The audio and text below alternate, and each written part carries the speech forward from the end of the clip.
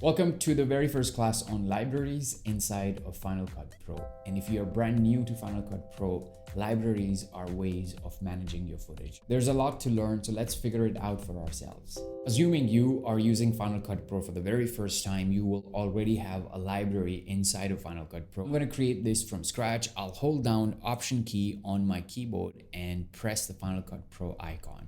It is going to open the Final Cut Pro and will also ask me which library I want to choose, which you can actually see here. I have a library that I created on the 3rd of February 2023. It also tells me time. It also tells me the location of the library, which is in my external drive. I can either choose a brand new library or maybe locate a library that I was working on. We are going to create a brand new library by clicking on new. Usually libraries by default are stored inside your movies folder. Here you can actually see inside my movies folder, there are a couple of libraries. This is the default location for Final Cut Pro libraries. You can put this library anywhere you want. I'm going to just leave it here in movies folder, and let's name this library Teaching Final Cut Pro. Save, and now we have a brand new library. We have successfully created our library. You can see that is the icon for our library. You can create multiple libraries. You can import multiple libraries. Let's just click on Files and open library. Now this is the library that I was working on in the past. Let's just open Final Cut Pro class. I'm going to open this library, and you can see that now I have two libraries. So I can have these libraries, I can have as many libraries as possible, but keep in mind, this is going to put a lot of pressure on your system and you don't want that. Inside this library, the default settings are also smart collections, which are all videos, audio, favorites, projects, stills. Don't worry, we'll talk about them, what these are. Closing a library is very easy. You can just right click here on the library itself and close the library Final Cut Pro class, and voila, it's gone. Let's click on the library that we just created inside of Final Cut Pro. Teaching Final Cut Pro, after you click on this, these options will pop up. First one is definitely the storage location. By default, it stores the library inside your movies folder, which you can see here. These are some of the other libraries that I have. And here I have Teaching Final Cut Pro library. Let's click on Modify Settings. A couple of options are given to you here. The first option we get is Media. Now there's a drop-down menu. You can click on this, and there are other places also where you can store the media. I'll explain that in great detail in our future classes, what they mean here.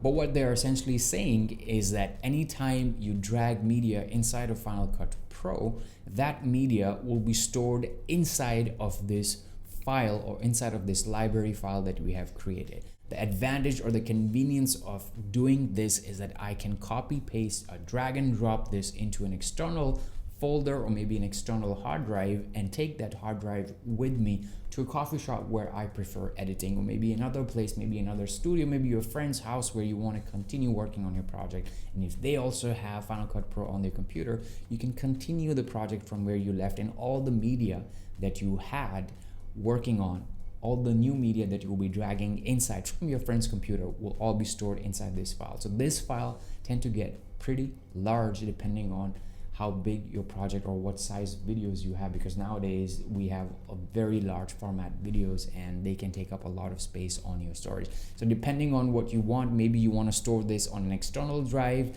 maybe you want to store it inside here. It's better to have it in your computer where you're actually working. I usually keep it here, but most of the time, due to the storage restriction, because I don't have a large hard drive on my iMac, I keep it on an external drive and work off of an external drive. The second option is motion content. I always store them inside my library, but you can always choose a different location, which is in motion template folder. Usually in motion template folder is the default when you create a new library, but I like to keep it in one library location. It's easier for me. Next is cache. So all the rendered media, all the media that you maybe add some sort of effect, Final Cut Pro will render that in the background. It's a great feature. It helps you edit faster. The last option is backups. Just leave it here. Final Cut Pro rarely crash. At least it didn't crash on me. There has been instances where it did crash and I always had a backup. Final Cut Pro will give you the option to restore from the backup. The next option we have is consolidation. I can click on this. This option will make a lot more sense when we actually import media inside of Final Cut Pro. But essentially what it does is, if your media is scattered across your computer, maybe it's on a lot of different files, you can use this option to bring that media inside your Final Cut Pro library, which you can see media destination here. And I can also choose a different folder. This also helps when I already have a library that I'm working on and I actually want to take the footage inside that library and move it to an external location, perhaps make a backup copy of that, maybe a third backup other than the one that Final Cut Pro does for me. I can use this and actually move media from one place to another. I'll demonstrate this in my future classes on how it works. This is absolutely brilliant. You don't have to do a lot of stuff. It just happens in the background. Now that we have basic understanding of what Final Cut Pro library is, let's import some footage and see what are some of the options when we are importing footage. That's all for this class on Final Cut Pro libraries. If you liked and found this video informative, give this video a thumbs up and also subscribe for more such videos. I'll see you in the next one. Take good care of yourself.